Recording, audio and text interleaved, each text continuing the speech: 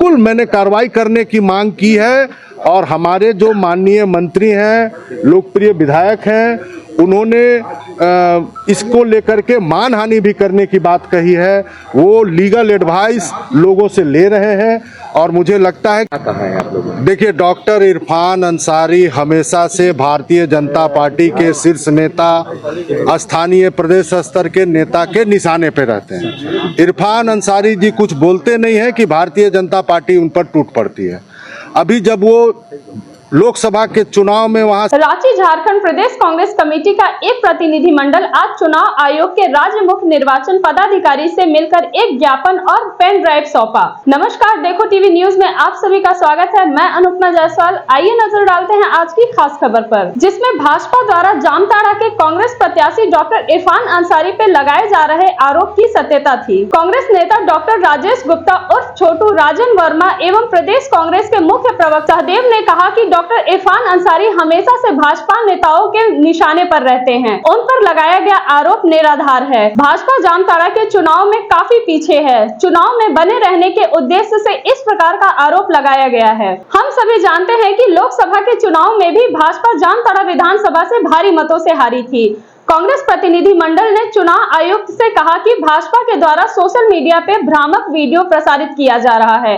इस विकृत वीडियो को सोशल मीडिया पर प्रसारित कर कांग्रेस प्रत्याशी एवं पार्टी की छवि को धूमिल करने का प्रयास किया जा रहा है। मूल वीडियो में डॉक्टर इरफान द्वारा सीता सोरेन का नाम तक नहीं लिया गया है, न ही किसी प्रकार की अनुचित भाषा का प्रयोग किया गया है। इसके बावजूद भाजपा द्वारा इस वीडियो को राजनीतिक लाभ लेने के लिए तोड़ मरोड़ कर प्रसारित किया जा रहा है, जिससे जनता के बीच कांग्रेस प्रत्याशी के गलत छवि बनाने का प्रयास हो रहा है। डॉक्टर इरफान अंसारी अल्पसंख्यक समुदाय से आते हैं और उनकी लोकप्रियता न केवल अल्पसंख्यक बल्कि सभी समुदायों में है। ऐसे में डॉक्टर इरफान अंसारी की छवि को ही नहीं, पार्टी की छवि को आघात पहुंचाया है। यह जामताड़ा की जनता को गुमराह करने का भी एक सुनियोजित षड्यंत्र है। इसी प्रकार का गलत प्रचार भाजपा प्रत्याशी सीता सोरेन और उनकी बेटी द्वारा पूर्व के लोकसभा चुनाव के दौरान भी किया गया था। उस समय उन्होंने विधानसभा अध्यक्ष एवं नाला विधायक रविंद्रनाथ महतो और उनके बेटे पर झूठे आरोप लगाए थे, जिसे जांच के बाद गलत पाया गया था। पार्टी की ओर से आग्रह किया गया है कि भविष्य में ऐसे किसी भी प्रकार के झूठे एवं भ्रामक प्रचार को रोक लगाने हेतु सख्त से सख्त कदम उठाया जाए, ताकि चुनावी प्रक्रिया निष्पक्ष एवं स्वच्छ बनी रहे और भविष्य में इस तरह की घटना की पुनरावृत्ति न हो सके। देखो टीवी न्यूज के लिए जामताड़ा झारखंड से शेख समीम की खास रिपोर्ट। क्या कहा है आप लोगों ने? देखिए, डॉक्टर इरफान अंसारी हमेशा से भारतीय जनता पार्टी के शीर्ष नेता, स्थानीय प्रदेश स्तर के नेता के निशाने पे रहते हैं। इरफान अंसारी जी कुछ बोलते नहीं है कि भारतीय जनता पार्टी उन पर टूट पड़ती है।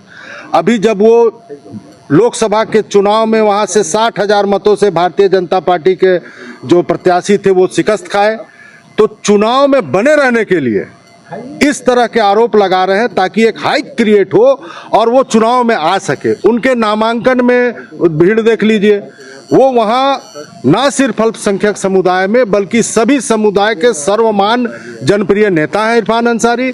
इसीलिए चुनाव में बने रहने के लिए भारतीय जनता पार्टी ने इस तरह का काम किया है ताकि एक चुनाव का पब्लिसिटी हो, एक हाइक हो और उनको इसका लाभ मिल सके।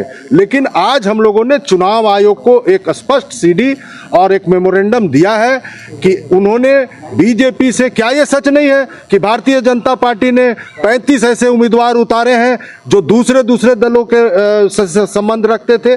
अगर उनको फ्री हैंड छोड़ दिया जाए, कहीं का ईटा कहीं का रोड़ा ला के भानुमति का कुनबा जोड़ा, इधर आजसू, उधर जदयू, उधर लोजपा, लेकिन उनको 81 अगर प्रत्याशी आज उतारने को कहा जाए तो उनके पास प्रत्याशी नहीं है, क्योंकि इससे प्रत्याशी उससे प्रत्याशी 35 ऐसे प्रत्याशी हैं जो दूसरे दलों से ताल्लुक रखते थे, आज उनको शामिल करा के भारतीय जनता पार्टी का प्रत्याशी बनाया गया। इन्हीं सब संदर्भ को डॉक्टर इरफान अंसारी जी बयान में अपना एलाबरेट कर रहे थे, जिसको भारतीय जनता पार्टी ने तोड़ मोड़ करके पेश किया है।